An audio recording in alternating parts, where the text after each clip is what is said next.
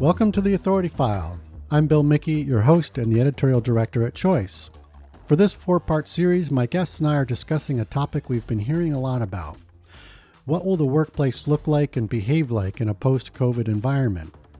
The obvious catalyst here is working remotely, which has been a lifesaver for some and an enormous challenge for others. Yet if we dig deeper, we discover that any kind of transformation, and I'm using air quotes here, may be a myth, as many industries actually try to get back to some version of a pre-pandemic normal. Plus, our new working arrangements across all industries have exposed a host of inequities across socioeconomic backgrounds. And what does this all mean for students who will soon be entering the workforce? How should we be preparing them, even as we navigate changes in our own workplace? Higher educational environments are also working environments, after all. Joining me for this discussion will be Dr. Cynthia Clark, Professor of Management at Bentley University, Dr. Gwendolyn Combs, Associate Professor of Management, College of Business at the University of Nebraska-Lincoln, Dr. Hari Rajagopalan, Dean of the School of Business and Eugene A. Fallon Jr. Professor of Management at Francis Marion University, and Dr. Rhonda Sharpe, President of the Women's Institute for Science, Equity, and Race. In this second episode of the series, which is sponsored by Sage Publishing, we talk about some actual positive changes in the workforce, how we can sustain them, and how we can help students identify employers who are driving authentic, meaningful change in the midst of major social movements and a pandemic.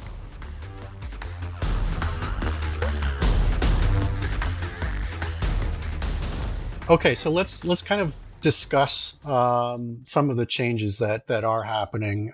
In particular, I kind of want to bring in a lot of the social movements that have been going on over the past, several years and longer, because one of the things that the pandemic has done is in sort of these transformative versus transformational conversations that we've just been having, they've also been exposing inequities in the workplace.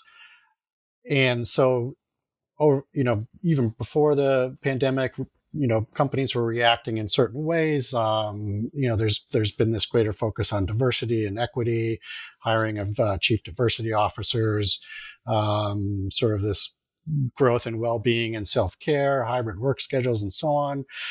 But one of the things, and I think this is kind of bubbled up just now, is how do we ensure changes like these are not window dressing or temporary, and Hari, we'll start with you this time. Oh, well, I think a lot of times in organizations, if there is an impetus to change and you don't want it to be window dressing, then it has to filter through the organization. It can't be, we've talked about hiring of a chief diversity officer or a one person or a department set up for that. But if you wanted to filter through an organization, it's actually a cultural shift and a change in culture, which takes time and effort, and we have to work with multiple points of view, and including a resistance to change, because that's if somebody, and it doesn't have to be a movement towards social movement.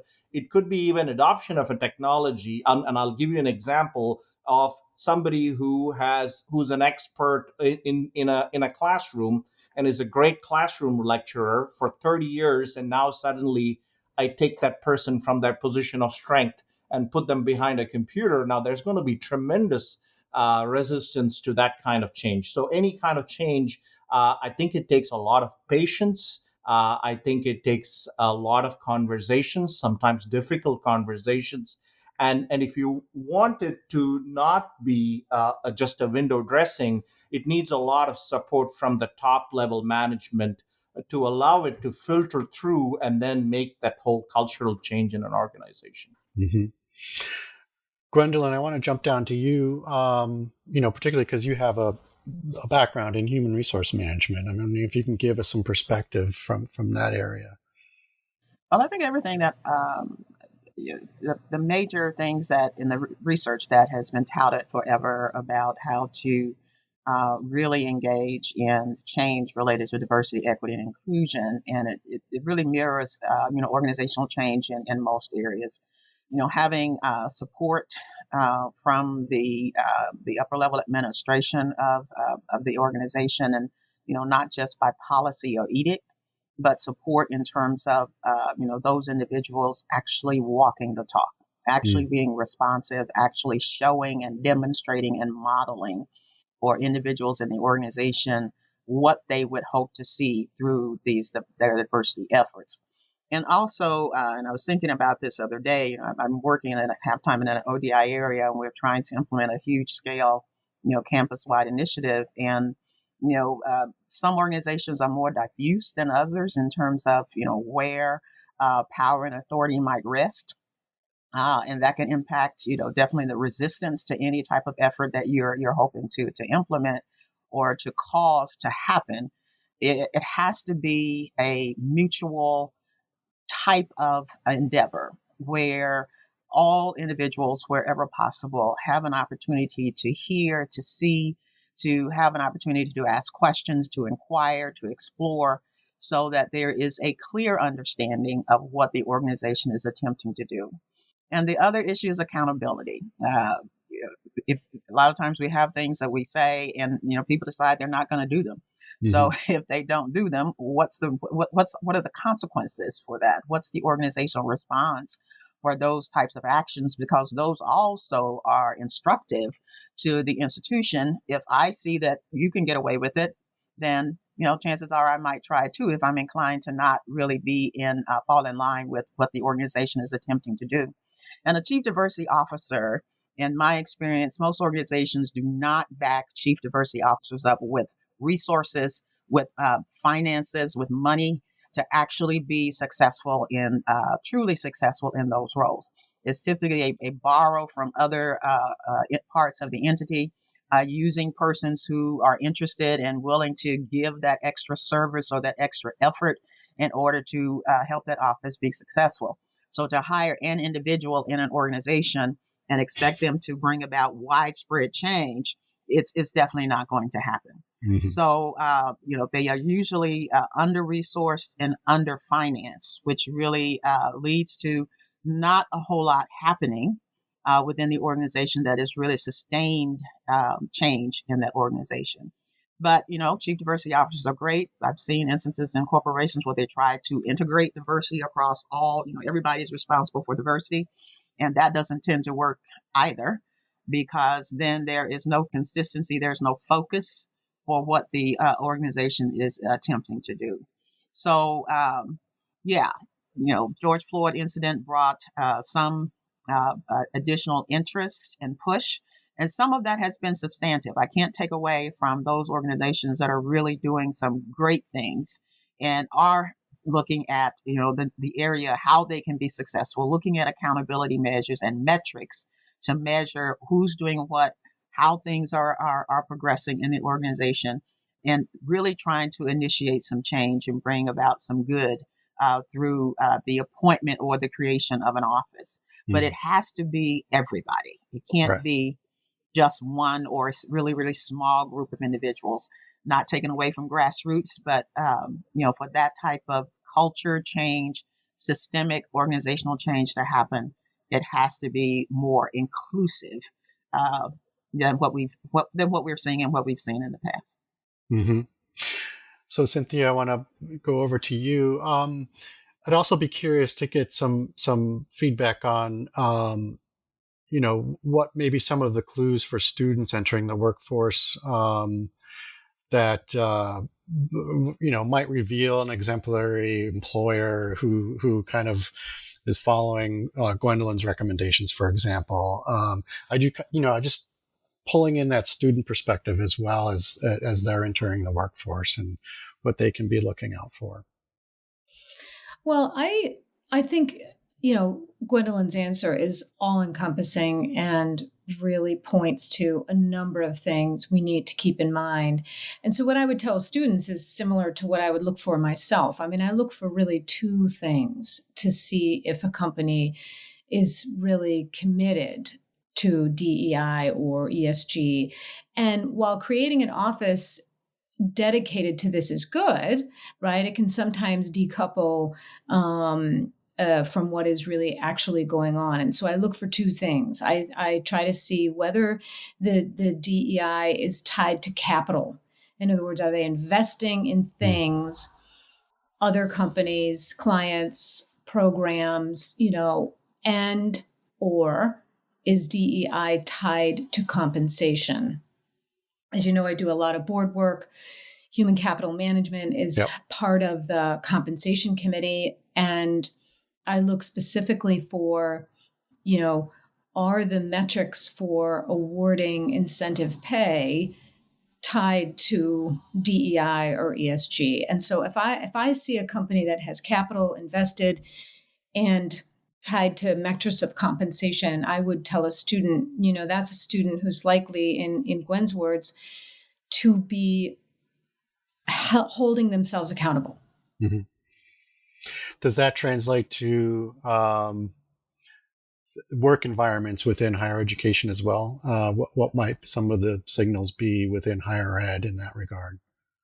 Yeah, I mean, one of the things we've decided to do at Bentley is we've decided to create a major for DE&I, right? That is interdisciplinary. So the fact that it's interdisciplinary to me is very heartening, because that means that this is permeating throughout the organization. It's not just like, oh, for you folks over here that really like this stuff, you go ahead and take it, right? That kind of thing. And then I've tried to further connect it to management, to the management major. Why don't we have courses that are, puzzle pieces where they connect, and you can take, some courses in management and courses in the DEI major, right? Because every manager, needs to know this. And I think too, having recruited for our PhD program and sort of working with the PhD project and things like that, I really see as though a company or a higher ed, as you say, actively looking for candidates for board positions or PhD positions or what have you that are, diverse candidates, and then going ahead and hiring that. We also have bias training in our hiring. So if you're on a search committee at Bentley, you have to have bias training, right, in your hiring. And each time you are on a committee, you have to have that training again, right? So implicit bias and things like that. And, I even go out to corporations and consult with them. I've had a lot of big clients where, they want to work on ethics and decision-making. And a lot of that conversation rests on recognizing your own bias, right? And because psychological biases lead to unethical decision-making. Mm-hmm. Okay. Might I jump in? One thing to say of course. As far as preparing students, and I think about this a lot, and we talk about this a lot, in the business college and also in the university, preparing students for the work world that they will be entering, where, even if an organization is not doing as well as it should in terms of diversity and inclusion, it's important for students to know that diversity, equity, and inclusion is being considered in most organizations that they would engage, that they would go interview with or be hired to work in. Mm-hmm. So it makes them be more savvy, more intellectually prepared if the institution is doing things and to allow students to know that this is now a major part in many industries of the work environment that you will be entering.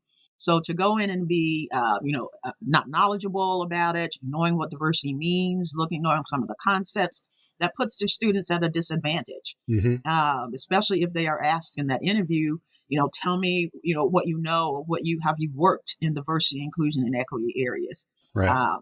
So to help them be more prepared and help them to be more job ready, organizations universities really should, colleges, higher ed institutions really should make an effort to help students get some information. May not be a major in the area, but get some information that's relative to diversity and equity. And it also impacts having that information impacts how that student operates within that higher ed institution. Mm-hmm. When they are confronted with, difficult challenges that may be race related, gender related, all of those areas may be related to a person who's from another country whose cultures and customs are different. Mm-hmm. So it has far-reaching implications, not just for preparing students to go out of the institution, but also what their behavior is like inside of that institution. Okay. So, Rhonda, I wanted to make sure you're running anchor on this question. So anything you want to add to what's been said so far? Yeah, I want to go back to the beginning. And for me, and I scream this in the economics profession, and that is you've got to have a definition of diversity, equity, and inclusion. And I often feel like we go into spaces assuming what that definition is. And for me, that definition needs to be explicit, not we are committed to diversity, equity, and inclusion. But how do you define diversity? So I often say to folks, as if anyone is paying just a little bit of attention, there is a lot of conversation about econ and how hostile and how it's not diverse. And I find that everybody who's talking about diversity thinks diversity means them. Right? I want more of whoever I am to be seen as you're talking about diversity. But that isn't always what the institution means when they say diversity. And I'm going to be very blunt and say, especially for American descendants of slaves, those Black folks in the U.S., when they are looking at institutions, they are expecting to see more of them. When spaces use words like women and minorities, they don't even understand how that statement is not an inclusive statement. It's not appropriate for diversity, because essentially what it says is, I, as a Black woman, am I a woman or am I minority? Like, which one am I? But yet it'll roll off of our tongues in this conversation about diversity and inclusion. So I think it's important to have definitions for diversity, equity, and inclusion. It is important for people to think about their language, right? So we talk about bias training, but we don't talk about the language that we use. And to ask yourself, is that a language that's inclusive? Because for me, women and minorities is not inclusive, because if you mean white women and all of the other folks who don't happen to be white men, then you should say white women, and then you can say minorities, or you should say women and men who happen to be non-white. When you aren't clear with definitions, I think it is incredibly hard for anyone to come in a space and have an understanding of what diversity, equity, and inclusion means in that space. You can't take what we see in academic writings and research and assume that that's operating in this space. Right? That company should have a definition for us. It goes right back to the context of transformative. It goes back to how we already heard that for us, transformative didn't have the same definition. I think that's the same for diversity, equity, and inclusion. And so what I say to folks is, one, what's the definition? How are they defining diversity? What does inclusion mean? My experience with inclusion means white men, be quiet. Everybody else speaks. That's not an inclusive space, right? An inclusive space provides space for everyone to speak. I find that people say inclusive spaces are things like, this is a safe space, or that was mighty brave of you. If it's a safe space, then why do I need to be brave to speak? By definition of a safe space, right? By definition of a safe space, I don't need to be brave to speak. So I think that we don't have definitions. We're not mindful of the language, and we want to take academic research, right? And my experience with diversity and inclusion in creating mentoring programs is people who research mentoring programs aren't the people who are doing the work. They're watching, they're asking the questions and they're reporting, but they're not actually on the ground doing the work. Because when you are, what you will find, and I should say that the Women's Institute for Science, Equity, Race has a program called Inclusive Peer On-Site Distance Mentoring. And mentors just recently asked, they're like, well, what do we do for students of color? How do we mentor them? And my response is, if you leave your bias about everyone outside, then spaces automatically change, because you're not coming in making assumptions about a white student or a Black student or a woman or a Hispanic student. Have a conversation with that person, right? And find out what they need. So when Cynthia was talking about implicit bias training, I'll tell you, I don't like it, because I think that and here's why, even when people have gone through implicit bias training, it doesn't mean when you get with your peers, if there's bad behavior, you still have to be willing to call that out. And I would say you knew it was bad behavior before implicit bias training. You just weren't willing to call it out.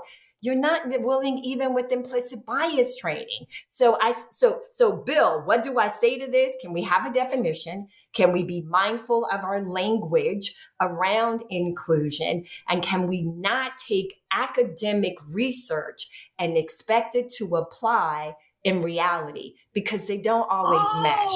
They don't always mesh. Come on now, Gwendolyn. Rhonda. They do not. Rhonda. They don't. They don't always match. Think about your space and what your space needs to address diversity, equity, and inclusion, and not go for the one size fits all. That's what I think about how you make this work. Yeah, I think I have to say, in the defense of researchers here, that especially diversity researchers, a lot. Look, they say some of my best friends are those people, but. The research, I think organizations look at research wrongly. All right. Research is not an absolute. It's not an automatic translation from what the researcher found to what your organization needs or what your organization should do. So a company that takes a research article that has a series of findings and says, oh, okay, here we go. Here's the answer to my question. Here's the answer to our problem. And we're going to do X. That's not an appropriate use of research. The research is there to inform. You get an idea. Within that organization, you have dialogue, you have conversation, you examine that idea and to determine the relationship of that idea to your context. So getting to your statement about defining diversity, I totally agree with that. Not every organization should have this blanket definition of what diversity means, what inclusion means, because hopefully your environment is different. If you're organization A, your environment is different from organization B. So what diversity looks like for organization A may not be the same for organization B. So you can't take what A is doing and just whole hog, implement it in your organization and think that you're going to be successful. So the research is not, we're not God. So to take the research for how it should be used and how it should be looked at. And I know sometimes we create those types of impressions ourselves because we look at our research as being, this is it. This explains the phenomena. Yeah. But there are lots of explanations that we've not looked at as an individual researcher that could impact that phenomenon. Yeah. And Gwendolyn, while I agree with you, I think about when we come in spaces, and even when we're writing, the first thing we do is cite somebody else. As someone, when I was interviewing for DEI positions, I remember an institution asking me, how would I make sure that they operated in best practices? And my response to them was like what someone said to me, best practices maintain status quo, right? What's best practices out there may not work for your institution. So we're focused on what your institution is about. So I hear you in terms of we're not God, but what we write and the way that we justify even our own research is by citing somebody else's work, right? Which then says, I can say this and it is valid because of what's been done here, there, and other spaces. That's why people bring us in. They're like, you're the expert. This is your area. This is what you've written. This is what you've said. I'm not saying that the research isn't wrong. I'm just saying that there is often a gap between the research and what may be needed at your institution. And most people they're not going to do what you just said. Right? They're not going to take that step back and ask, is this what my institution needs? They're going to go, this is what the research says. This is what we need to do. Done. Yeah. Yeah. And this is a general, I think, a general issue on the public's view of academic research. The public is looking for deterministic answers. Tell me yes or no. And our research, especially theoretical, is generalized and it's broad. And when you want to apply it to a specific situation, it may or may not apply. Again, it becomes contextual, right? Mm-hmm.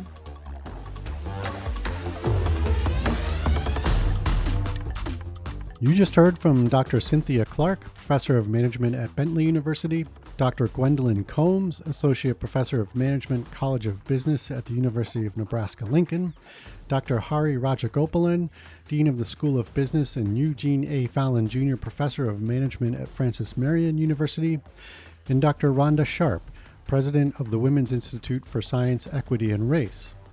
Sage Publishing is the sponsor of this 4-part series of The Authority File. Join us next week when we continue our conversation and talk about how business education is handling these developments that are influenced by the pandemic and broader social movements. We look at how higher ed institutions need to change, as well as how they're preparing students for a changing workplace. In this sense, some of us are revising curriculum, which I think is good, yet with accreditation bodies, AACSB, well, they've forced standardization. And so changes to your curriculum are very hard, and we're not nimble enough to be able to change in a university setting. It's very, very slow change in higher ed, typically. And so colleges, I think, will continue to have to make classroom experiences directly applicable to the real world, which means that professors need to understand where their industry is going, and they need to engage themselves with practitioners to understand where that puck is going. If you like what you hear, rate us or give us a review on your podcast platform of choice. As always, sponsorship and advertising for the Authority File podcast are handled by Choice's advertising manager, Pam Marino, and all of our episodes are produced by Choice's senior digital media producer, Mark Dirks, and digital media assistant, Sabrina Kofer. That's all for this week. Thanks for joining us.